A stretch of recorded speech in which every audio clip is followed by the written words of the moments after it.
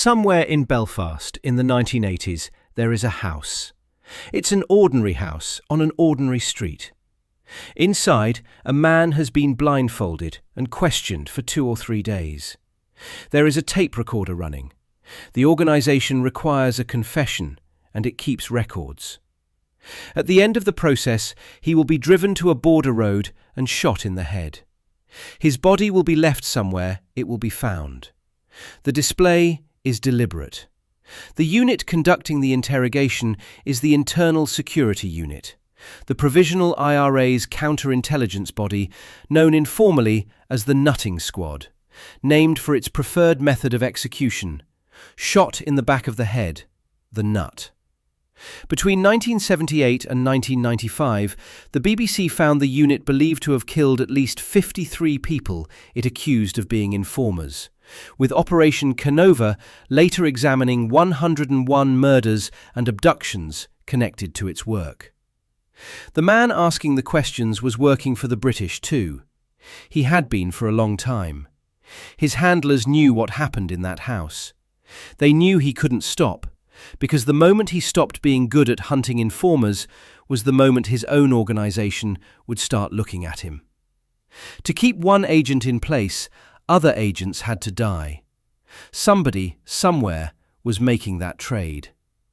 On the 11th of May 2003, 4 Sunday newspapers, the Sunday Herald, the Irish edition of The People, the Sunday Tribune, and the Sunday World, simultaneously named a Belfast Republican, Freddie Scappaticci, as the individual behind the British Army codename Stakeknife.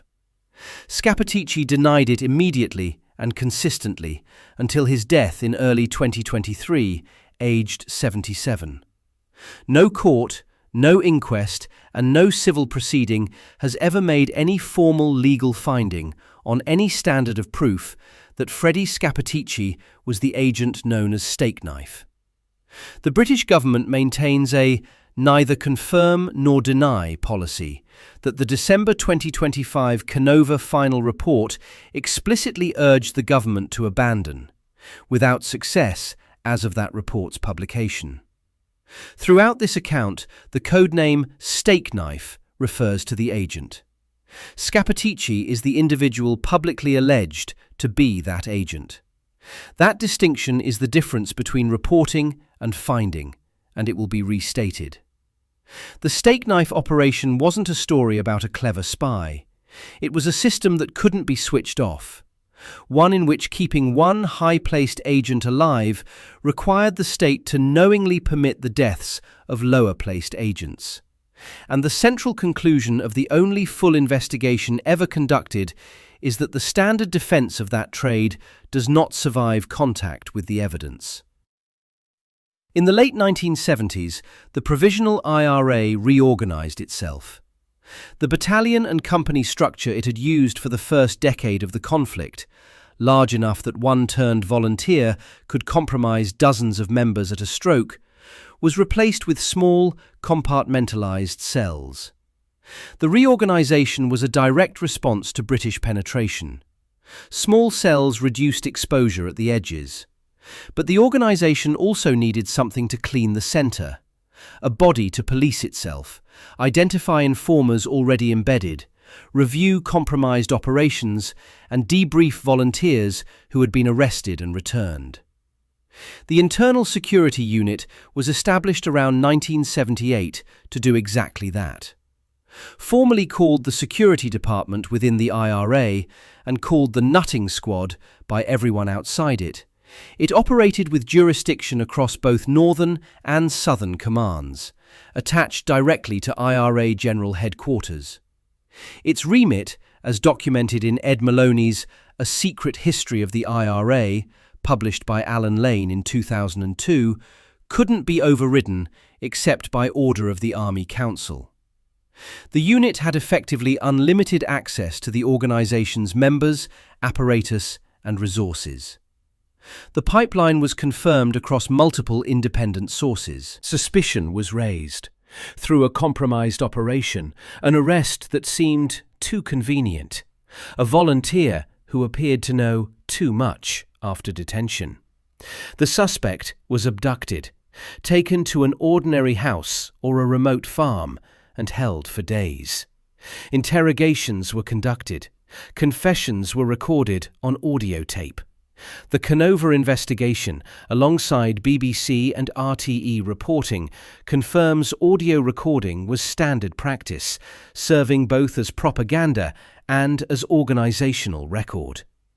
If a finding of guilt was reached, the volunteer was shot. The body was left on a roadside or a border crossing. One former IRA source, quoted anonymously by the BBC, described the unit as the Clapham Junction of the organisation, because everything went through it. The death toll figures across sources aren't consistent, and the differences matter. BBC investigation placed the figure at least 53 people killed between 1978 and 1995. The Kenova investigation examined 101 murders and abductions in its full scope. Parliamentary accounts in the Stevens Inquiry debate of May 2003 attributed up to 40 murders specifically to Stakeknife's activities. A figure of 68 dead appears in some secondary sources. None of these numbers count the same cases under the same methodology. The honest position is a range. Dozens killed by the unit, with the most thorough investigation arriving at over 100 cases worth examining. Not all of them were informers. That is one of Kenova's own published findings. The strategic logic behind the unit was sound from the IRA's perspective. An organisation being penetrated by intelligence services needs internal security. The cell structure reduced exposure at the edges. The internal security unit was meant to clean the centre. The structural problem, the one that took decades to surface, is what happens when the internal security body is itself penetrated. Martin Ingram and Greg Harkin's 2004 book, Stakeknife, Britain's Secret Agents in Ireland, published by O'Brien Press, put it plainly. Infiltrating the very unit set up to provide internal security for the IRA was a masterstroke. It would give the British side coverage they had only previously dreamed of. That book is significant and contested. Both of those things will be addressed. But on this point, the logic is hard to argue with. Whoever sat at the head of the internal security unit knew who the organisation suspected. They could shape investigations. They could expose some agents and protect others. No other single position in the entire structure offered that combination of access and leverage. The Force Research Unit was established in the early 1980s as a covert British Army intelligence unit within the Intelligence Corps. Its stated mission to obtain intelligence from terrorist organisations in Northern Ireland by recruiting and running agents. It operated alongside RUC Special Branch and MI5, often in significant tension. All three agencies ran their own networks simultaneously, and the resulting friction had consequences documented by Sir John Stevens in his third inquiry overview, published 14th of May 2003. Stevens found, in his own words, collusion, the willful failure to keep records, the absence of accountability, the withholding of intelligence, and the extreme of agents being involved in murder. Agents were recruited through a range of methods. Financial payment was one. Parliamentary accounts in the Stevens Inquiry debate reported Stakeknife was paid approximately £80,000 per year. Coercion, blackmail, ideological alignment, and the gradual accumulation of complicity were others. The dynamic is the same across cases. An agent begins by providing something small, the relationship deepens, the information becomes more specific, and eventually there is no clean way out. One person who has spoken publicly about the internal workings of the FRU is Ian Hurst, who used the pseudonym Martin Ingram, a name given to him by the Sunday Times, in his early dealings with journalists. Hurst claims to have served in the FRU in 2 tours between 1981 and 1990, and co-authored the 2004 Stakeknife book with Greg Harkin. His contribution to public understanding of the operation is real. It's also contested in specific institutional terms. The Bloody Sunday inquiry found he had, to a substantial degree, exaggerated his access to information and the role he played. And the De Silva review into Pat Finucane's murder rejected his claims on grounds of his general lack of reliability. His account can illuminate the structural logic of FRU agent running. It can't be cited as settled authority on specific operations or facts. What Kenova confirmed independently was this: MI5 was closely involved in handling Stakeknife throughout his operation. A dedicated military subunit, known internally as the Rat Hole, was created specifically to manage his running. MI5 had a permanent liaison officer embedded with the FRU.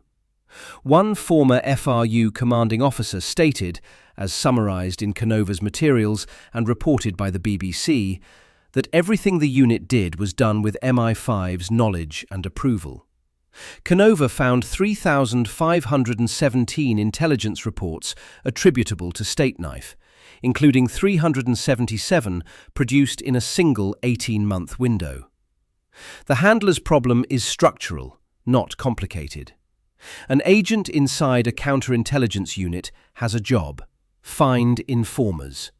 To stay in place, the agent must keep doing the job. If he stops finding informers, the organization notices. If the organization notices, he is finished. So he must keep finding people, conducting interrogations, producing confessions on tape. Some of those people will be real agents.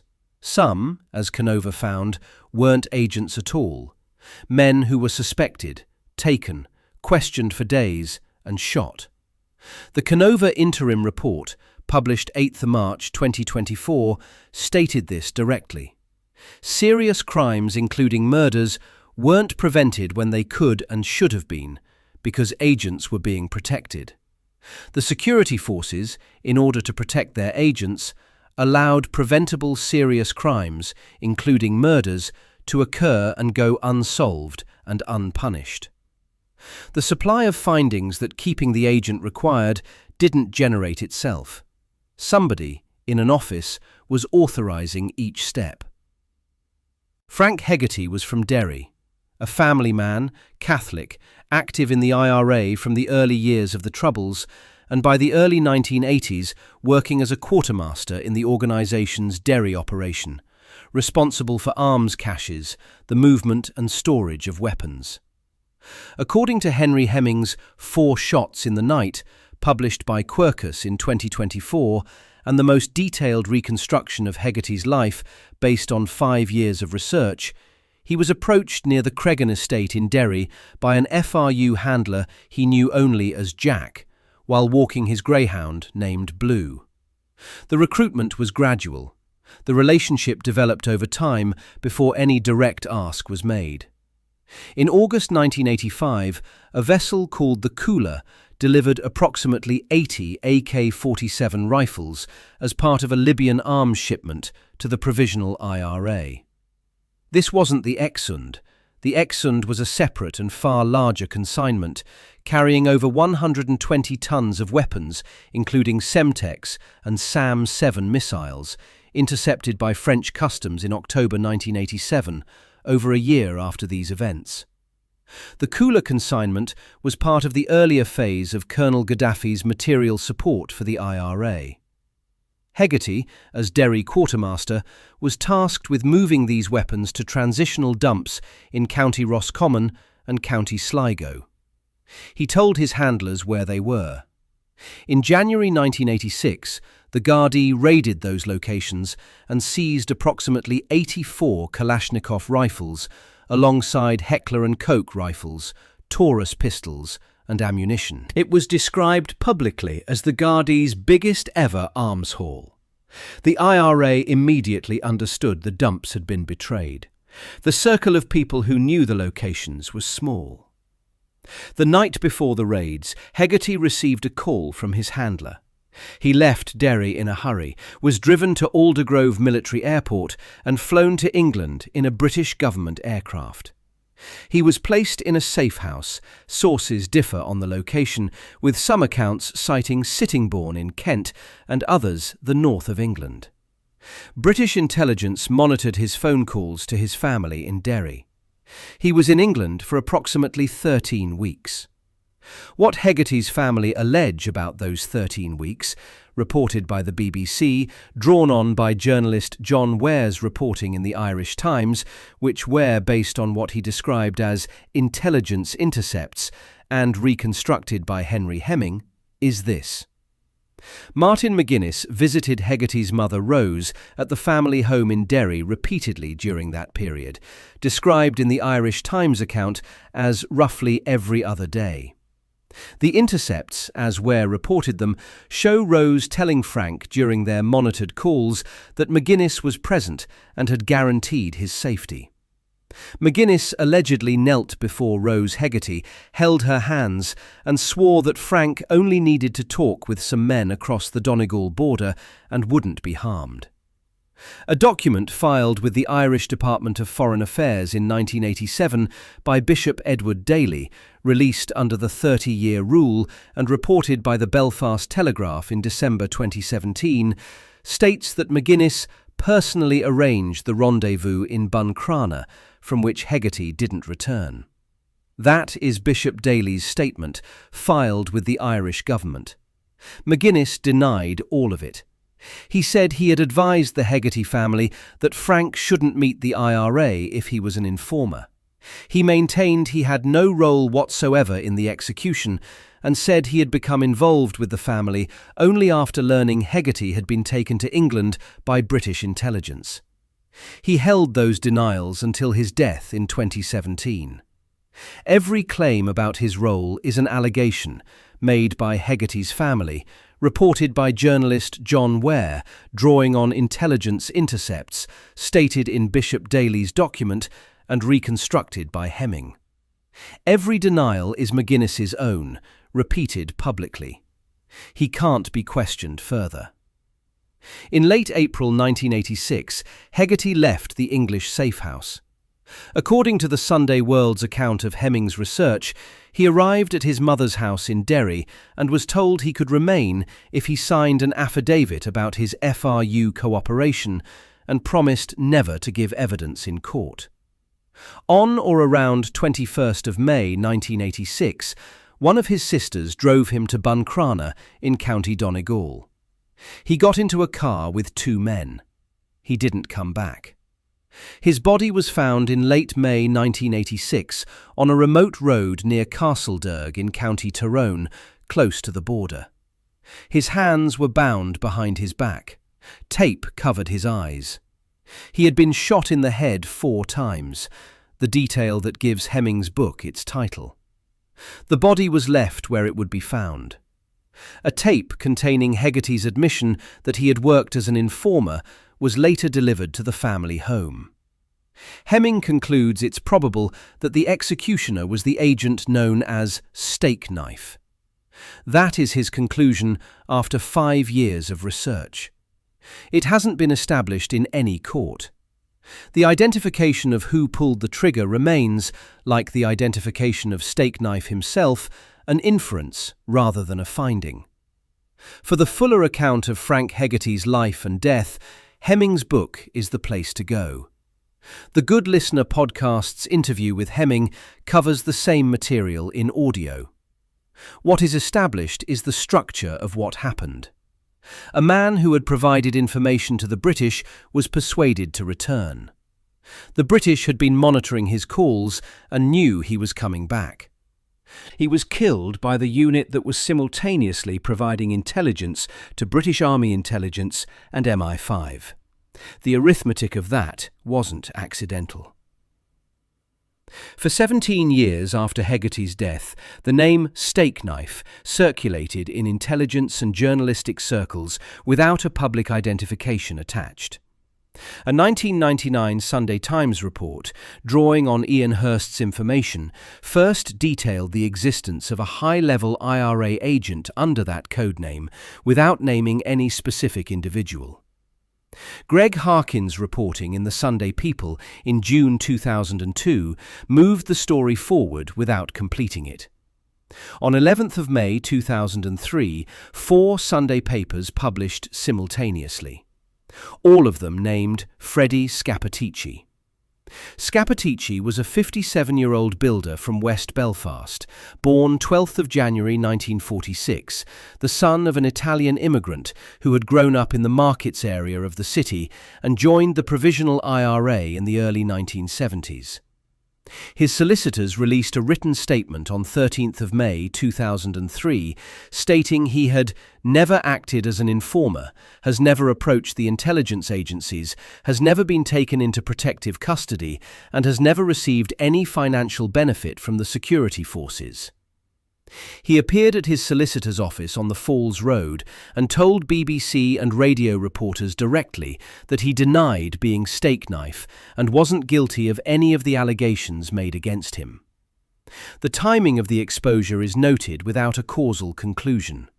The 4 papers published the day before the Stevens Inquiry's third overview report, which covered collusion between British security forces and loyalist paramilitaries. Whether the timing was coincidental or coordinated was never established.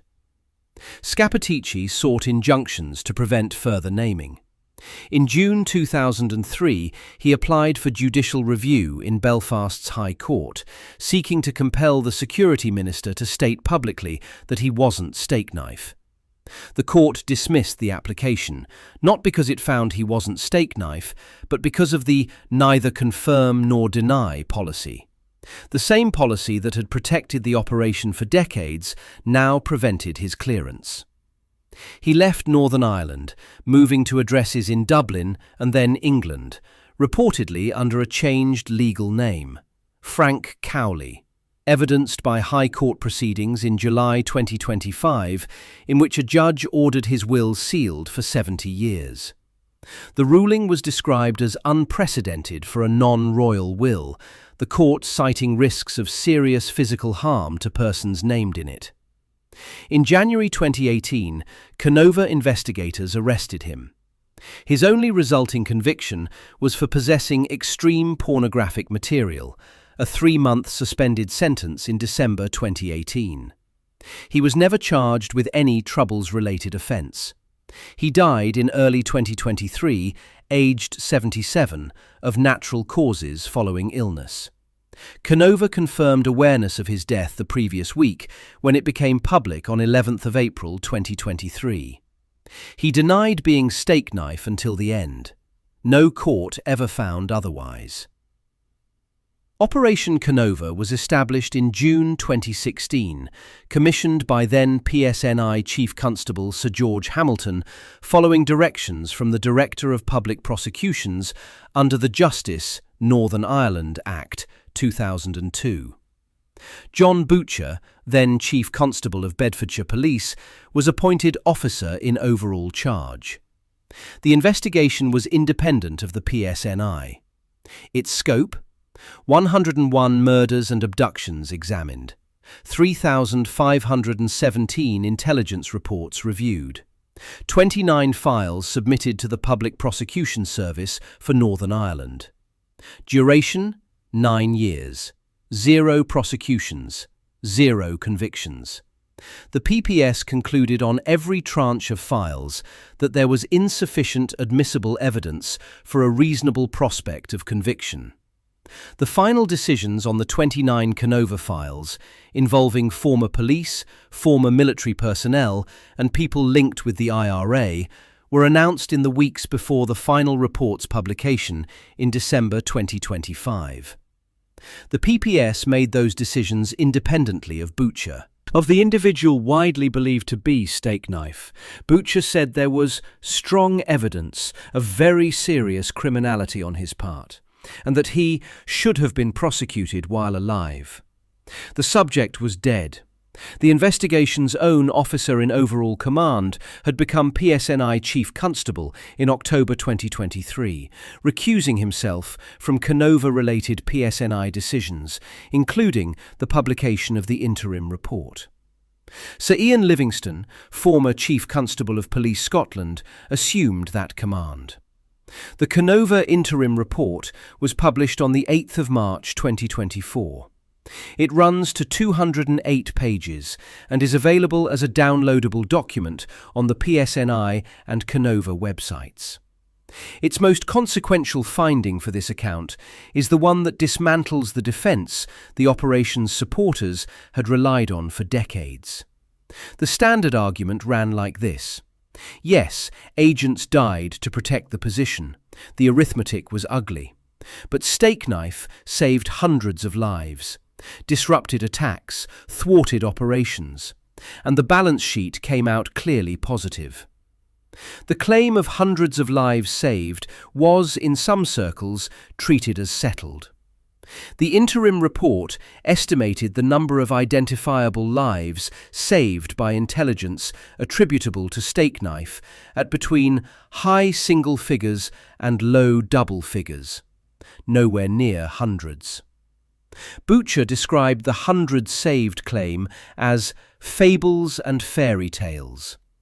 The report concluded it was probable that more lives were lost than saved as a result of the agent's continued operation. The investigation also found that Kenova's work had been critically impaired by MI5's handling of disclosure. Kenova also found that the operation's handling was characterized by what investigators described as a gung-ho FRU culture. Handlers twice flew Stakeknife out of Northern Ireland on holidays when they knew the RUC wanted to question him for conspiracy to murder and false imprisonment. The December 2025 final report reaffirmed every major finding of the interim report.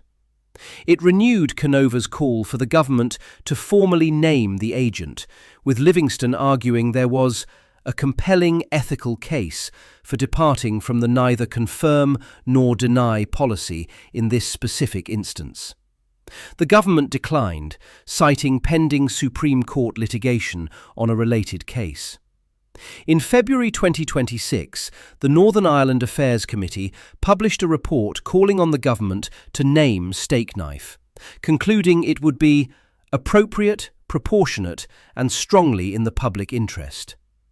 As of that report's publication, the government had not acted. Moira Todd, whose brother Eugene Simons disappeared in 1981 and whose body was found years later in a shallow grave in County Louth, said at the time of the final report, "It's 45 years ago, almost to the day, since my brother was taken and tortured. The authorities had all the details. I just want someone to take me into a room and tell me the truth." No one did. There is a thread in the comments section on this channel's best performing video, 6 likes, 17 replies, arguing that the IRA wasn't defeated by any particular battle, any unit, or any single operation.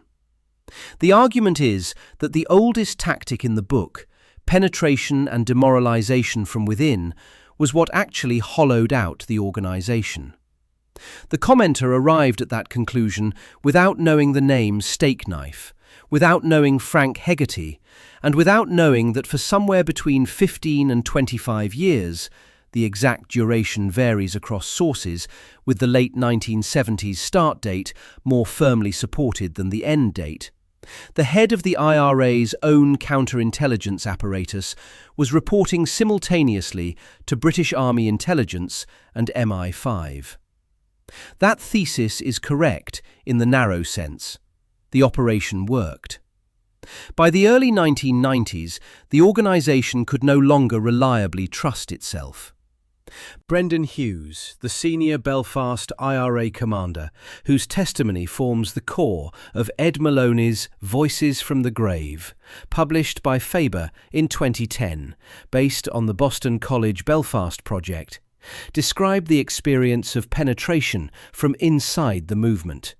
An organization that can't determine whether the person reviewing its failures is exposing them or engineering them is an organization whose operational coherence is being dismantled from within. Some historians and former participants argue the peace process, political exhaustion, and the Good Friday Agreement itself mattered more than any intelligence operation. That argument has real force. Demographic shifts, war weariness, and the architecture of the 1998 settlement did work that no intelligence operation could have done alone. The divide and conquer thesis, applied too broadly, becomes a way of denying that the political settlement was genuine. But Stakeknife is a specific case. The most complete documented example of the tactic the comment thread identified. Kenova's central conclusion is that the standard arithmetic defense of the operation, more lives saved than lost, isn't supported by the evidence. The British government described the agent's conduct as deeply disturbing and said it shouldn't have happened. No prosecution followed. The people best placed to know the full truth are dead. Much of the record was never generated in the first place. The dedicated database created to process the intelligence no longer exists, and the final Kenova report was delayed by hundreds of pages of MI5 material that only surfaced after the investigation's criminal work had already concluded. There is a version of this story where Britain wins. An agent at the head of the enemy's counterintelligence function for nearly 2 decades, shaping what the organization knew and what it didn't, exposing some agents and protecting others. On paper, the single greatest intelligence success of the entire conflict. For a long time, that is how it was quietly described. The only full investigation ever conducted looked at that claim and didn't accept it. To keep him there, other people had to be handed over. Some were agents. Some, by Kenova's own finding, were nobody at all. Men who were suspected, questioned for days, and shot, so the machine could keep running. Frank Hegarty was a man with a greyhound named Blue, who walked a road near the Cregan estate in Derry and made a decision he couldn't undo. He died with his eyes taped and his hands bound on a road near Castle Derg in County Tyrone in late May 1986. His son Ryan has spoken publicly about seeking accountability. His mother Rose was visited, according to the allegations made by Hegarty's family and by journalist John Ware's reporting on intelligence intercepts, by someone who knelt before her and made a promise. That promise wasn't kept. The operation that required his death produced no prosecutions, left behind no admissible record, and ended with a government still refusing to confirm the name of the man at its centre, more than 30 years after he stopped providing intelligence. That is the thing about running an agent inside the unit that hunts agents. He has to keep finding people, and somebody in an office has to keep letting him. Was that worth it? Genuinely. Tell us what you think below. For more stories like this one, subscribe.